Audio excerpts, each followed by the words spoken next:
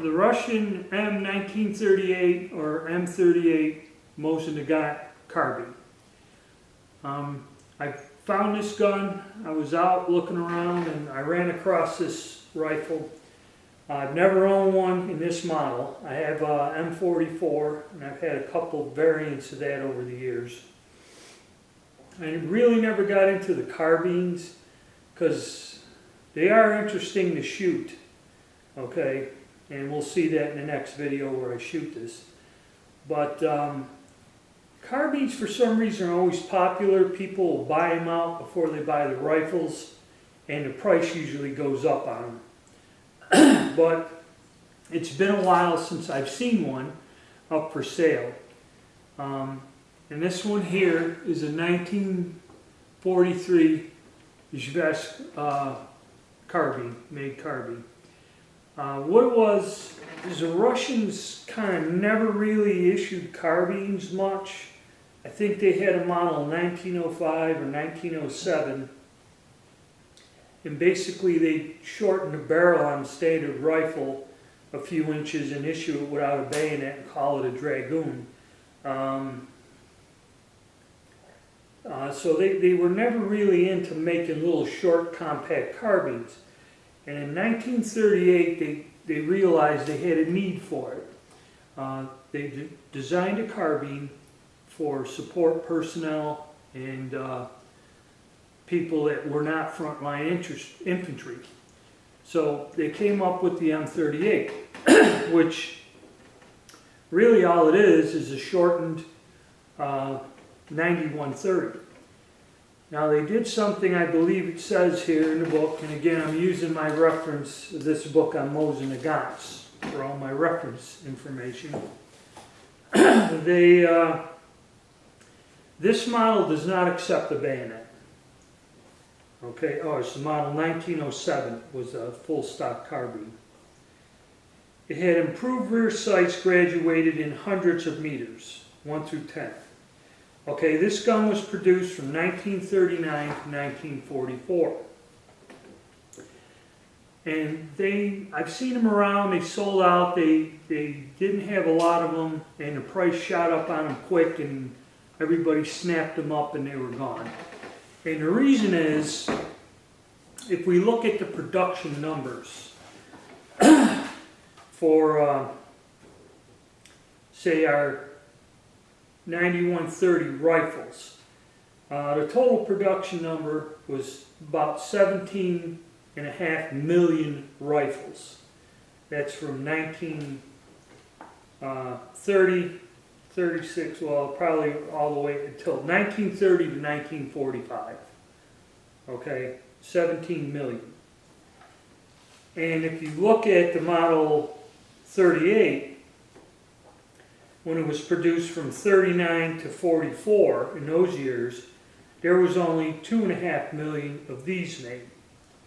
Now compared to the model 44 with the folding bayonet, just in a year alone of 1944, there were about 3.5 million produced. Okay, which is 1 million more in 1 year than the total production of this rifle over 3 years or 4 years.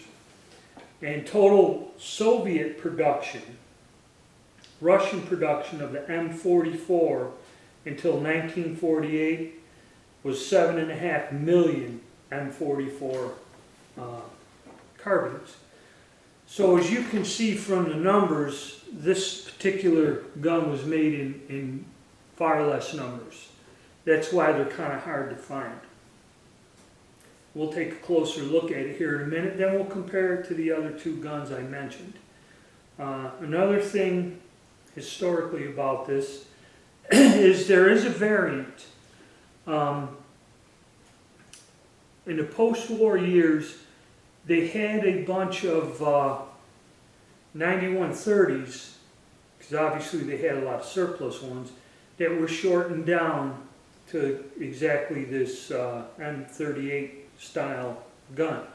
In other words, a carbine without the folding bayonet. These were done in Czechoslovakia in the post-war years and ended up in East Germany and different places. I will do another video on gun values here and go over some recent results of an online auction.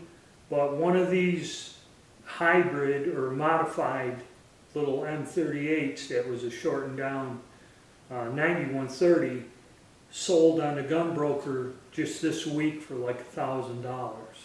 So it's crazy. To me, it's not worth it. So the 38s, most of your carbines, whether the 38s go for a little more.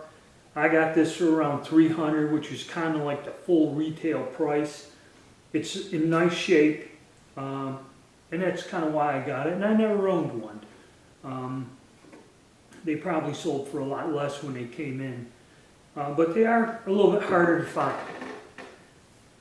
than your other carbines and your 9130s. So let's take a look at it. So looking at it, same style stock, butt plate, your basic Mosin Nagant action, bolt action, 5-shot, everything's the same. We'll see if we can get a close-up of our markings here. And as usual, it's been refinished, redone. Has our serial number, markings. That little square thing means that the gun's been refinished, so it has all the proper markings on it. And there's your rear sight that they mentioned. Standard handguard, no provisions for a bayonet and a cleaning rod, and your standard 9130 type front sight. So basically a nice little compact gun. And like I said, carbines usually sell out faster, sell more. It's an interesting little gun, pretty handy and lightweight. I kind of like it better than the M44. So now we'll all take a look at the three guns together. Okay, here are the three rifles side by side together. As you can see at the top, we have the 9130 standard one with the bayonet attached. It is basically how it should have been carried by the infantrymen. And as you see, compared to the carbine, there's quite a bit of difference with the bayonet fixed on there in length, a lot. And then we go down to the M44, which replaced it, which is basically pretty much the same gun, except with the folding bayonet attachment on the side. Now the difference in the rear sights. This is the 9130 rear sight, which you notice is much bigger and goes to a higher range and distance. Where the carbine sight is much smaller and only goes up to 10 in hundreds of meters. Okay, so that's one difference right there between this and the rifle. Then again, looking at our length this way, as you can see, a lot shorter, handier weapon. That's an old hex receiver there. But now let's take a look at it compared to the 44. Now when compared to our Polish M44, it all looks about the same. Rear sights similar, but not quite exactly the same. Handguards and that, and like I said, until it comes up to the front sight mount looks different, and then your bayonet assembly and attachment, which goes alongside. The Polish rifle also had a cleaning rod, which is not present. So there you go. A little bit of difference in the front sight, and then again your bayonet attachment. All of this kind of adds a little weight to the rifle. So the M38 is a lighter weapon than the M44. But your sling attachments, all the same on all the Mosins. And have a little fun. Just, here's your standard Mosin 9130 with the bayonet attached. And as you can see, I think I'm about 5'10". This gun's almost as long as I am, or tall as me. Kind of still balances well, but still with the bayonet on, unwieldy. Now, they made the carbines without a bayonet, but then they changed their mind. They had to put a bayonet in 1944 on there. And part of the reason, if you ever see them marching in a victory parade, the bayonet's kind of more ceremonial. You know, they march like this with the rifle. And another interesting thing about this spike bayonet on the rifle, it's supposed to be attached to the gun at all times. They never made a scabbard or anything to attach this to your belt. But a lot of the old Soviet movies that I've watched about the war shows the soldiers carrying the bayonet like backwards on the rifles, kind of like this. And whenever they were riding in a truck or milling around, they had the gun slinged up. When they weren't in combat, that's how they kind of carried the bayonet, at least in the original Russian movies. Now,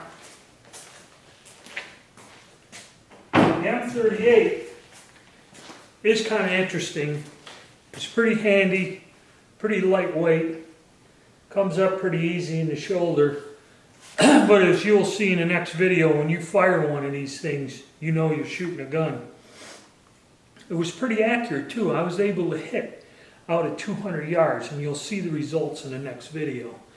This gun has been counterbored back a little bit, but just because a gun is counterbored doesn't mean it affects the accuracy. Okay, but like I said, really nice, light handling weapon, balance is real good. The thing I don't like about the M44 is this has a little bit more weight to it, and the bayonet too, this assembly on there. Now I don't know if they put it on there because the soldiers wanted bayonets, or because now when you march in a parade, you got your bayonet for, you know, purposes. But you can see where they come up with the idea from the way the soldiers used to carry the socket bayonets on the rifles. Still, it's still a handy gun, still nice to shoot. You know, there were far many of these produced and made as compared to the little M38 carbines, which kind of makes them a little bit more desirable. And when anything's desirable, the price tag goes up with it. So there it is. I seen that in a gun shop. I couldn't pass it up. The guy wanted a little bit more. I kind of talked him down. So I'm kind of happy with it. Like I said, I've not had one of these variants ever. This is the first one I had. Neat little gun. And we took it out and shot it at 100 and 200 yards. And amazingly, it's nice to shoot, and it's a fairly accurate gun, using military surplus ammo. Now, if I hand load for this with either a cast bullet or even a jacketed bullet, I could probably get even better accuracy out of it. Maybe step the rounds down a little, because that surplus ammo, there's a blast. There's a muzzle blast, and it woke everyone up at the range that day, I'll tell you that much. Okay, so this is going to be part one, and then I'll make a second video, part two, where we go out and we shoot this little gun.